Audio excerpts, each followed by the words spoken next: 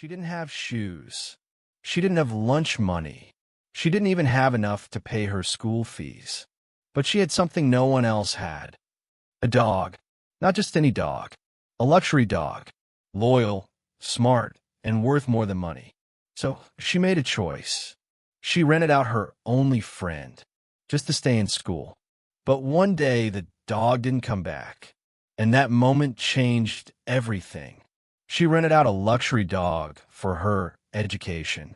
Once upon a time, in a quiet African village where the roads were made of red earth and the sun kissed every rooftop with golden light, there lived a young girl named Zola. Zola was not like the other children. She did not wear fancy clothes. She did not carry a lunchbox to school. She walked every morning, barefoot, clutching her old torn books like they were made of gold. But Zola had something no one else did. She had Max, the most beautiful dog in the entire village. Tall, golden, with shiny fur and eyes that sparkled like the river after rain. People called him the luxury dog. He didn't bark like other dogs. He didn't chase chickens or dig up gardens. He was smart, calm, and loyal, like a soldier standing guard over his queen. And Zola? She was his queen. Zola and Max had been together since she was 6.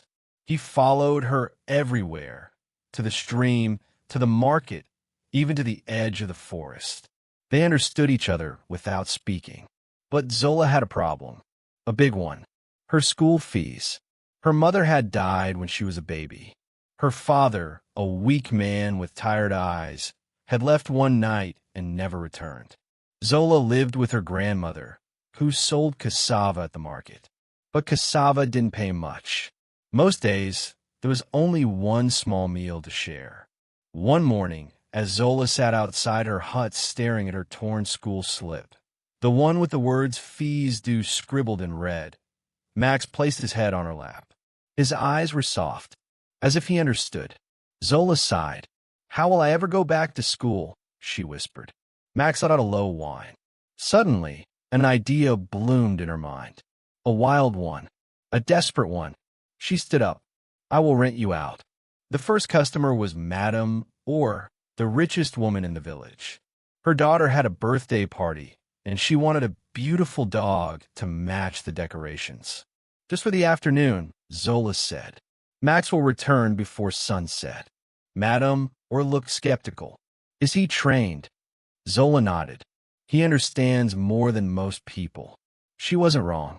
That day, Max wore a blue ribbon and walked into Madame Orr's mansion like royalty. He posed for pictures. He played gently with the children. He didn't bark once. When Zola came to collect him, Madame Orr handed her a brown envelope. Inside was money, enough to pay for a week of school. And so it began. Every weekend, Max was rented out. To weddings, to baby showers, to village parades. Rich people loved taking photos with a luxury dog. Zola made sure he was always returned before sunset. She bathed him, brushed his fur, and whispered, "You're my hero, Max." But not everyone was happy. Some students at school began to laugh behind her back. "She rents out her dog like a bicycle," one boy sneered. "Maybe next time, she'll rent it herself." Zola ignored them, even when the hurt sat heavy in her chest, even when her eyes filled with tears at night. She held on to Max and her dream. One day, something terrible happened. Zola gave Max to a city couple who were visiting for a weekend retreat. They promised to bring him back by Sunday. But Sunday came, and they didn't. Zola waited at the village gate till the moon rose. No car, no Max. Monday, still no sign. Zola's heart raced. Her hands shook. "What if they stole him?" she whispered. Her grandmother looked at her sadly. "My child, some things we lose, we never get back." But Zola refused to believe that. She stood outside every day, watching the road. She couldn't eat. She couldn't sleep. She cried into her pillow, her chest aching like it would explode. 3 days later, a car pulled up. The same city couple stepped out. Max jumped out of the back seat, his tail wagging, eyes wide. Zola screamed with joy. She ran and hugged him, sobbing into his fur. The woman smiled gently. "We are sorry. There was an emergency in the city." Then she handed Zola a white envelope. "He saved our daughter from a snake," she said. "He's no ordinary dog." Inside the envelope was more money than Zola had ever seen. Enough for a full year of school. Years passed. Zola kept studying. No holidays. No parties. Just books, her grandmother's prayers, and Max by her side. When a village had no light, she read by candle. When others laughed at her torn uniform, she smiled and walked on. Eventually, she graduated. Top of her class. Then came university. A scholarship. A big city. New shoes. New clothes. But Max stayed with her. Even when he grew old. Even when his steps slowed. Even when his eyes dimmed. One evening, Zola knelt by his side. His breath was shallow. His eyes looked into hers, tired but proud. "Thank you," she whispered. "You gave me everything."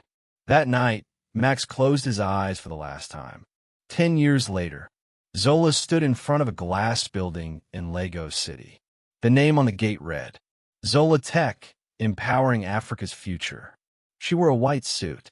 A gold pin shaped like a paw rested on her collar. A young girl walked up to her. "Madam Zola, is it true? You became a millionaire because of a dog." Zola smiled. She looked up at the sky and whispered, "Not just a dog. He was my best friend. He believed in me when no one else did." She started with nothing except a heart full of dreams and a dog full of loyalty.